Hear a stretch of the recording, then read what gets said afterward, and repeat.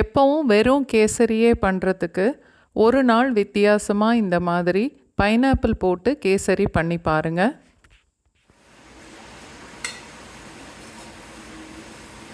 ரெண்டு 3 டீஸ்பூன் அளவுக்கு நெய் சேர்த்துட்டு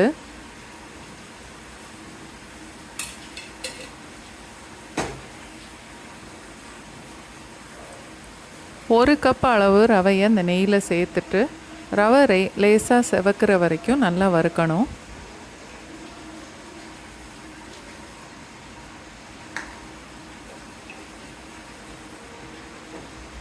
நெய் ஊற்றி இந்த ரவையை வறுக்கும்போது அது கொஞ்சம் கலரும் மாறும், நல்ல வாசனையும் வரும்.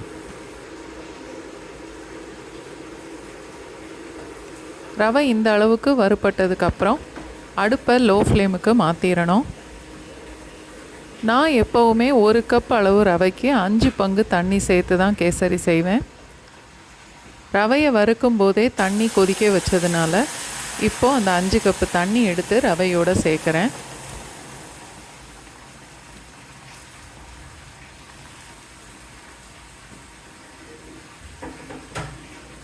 ஒரு 1/4 டீஸ்பூன் அளவுக்கு உப்பும் சேர்க்கணும். ரவை நல்லா வறுப்பட்டதுக்கப்புறம் ஒரு பங்குக்கு 5 பங்கு அளவுக்கு தண்ணி நம்ம சேர்க்கும்போது இந்த ரவை கட்டி விழாது.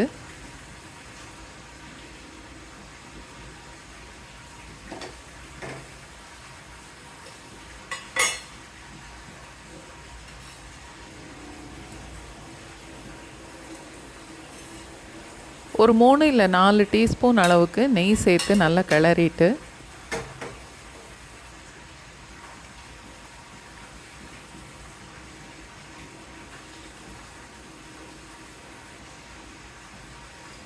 இப்போது அடுப்பை லோ ஃப்ளேமை விட கொஞ்சம் கூட வச்சுக்கலாம். ஒரு நிமிஷம் வரைக்கும் மூடி போட்டு வேக வைக்கணும்.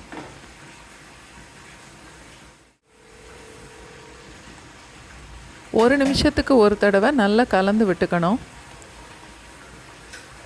ஒரு தடவை நம்ம கிளறும் போதும் ஒரு 3-4 டீஸ்பூன் அளவுக்கு நெய் சேர்த்து கிளறிட்டா இந்த கேசரி ரொம்ப டேஸ்ட்டாக இருக்கும்.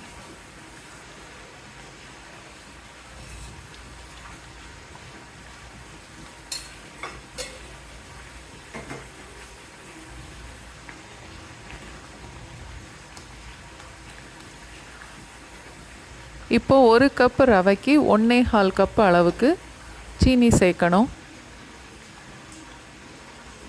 நல்ல இனிப்பான பைனாப்பிள் சேர்க்கறதுனால 1.25 கப் அளவுக்கு சீனி போதும். எதுவுமே போடாமல் வெறும் கேசரி செய்தால் 1.5 கப் அளவுக்கு சேர்க்கலாம்.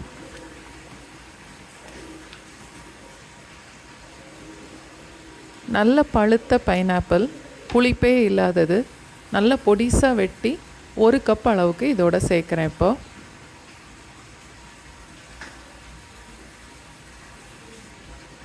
இந்த பைனாப்பிளும் ரவையோடு சேர்ந்து வேகணும்.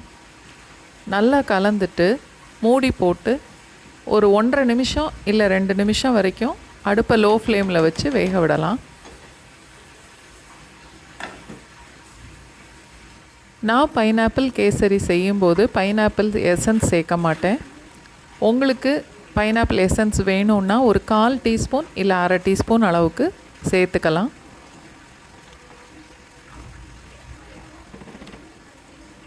மூடி போட்டு அடிக்கடி கிளறி விட்டு ஒரு 3-4 நிமிஷம் வரைக்கும் வேக விட்டால் பைனாப்பிள் ரவை ரெண்டுமே நல்லா வெந்துடும்.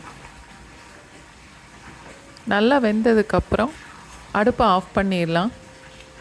பார்க்குறதுக்கு இந்த மாதிரி கொஞ்சம் தண்ணியாக தான் இருக்கும். அது ஆறின உடனே இன்னும் கொஞ்சம் கெட்டியாகும். ஒரு 1/2 கப் அளவு நெய்யில் 1/4 கப் அளவுக்கு உடைச்ச முந்திரி பருப்பு நல்லா செவக்க வறுத்துட்டு அதையும் இந்த கேசரியோடு சேர்த்துடணும்.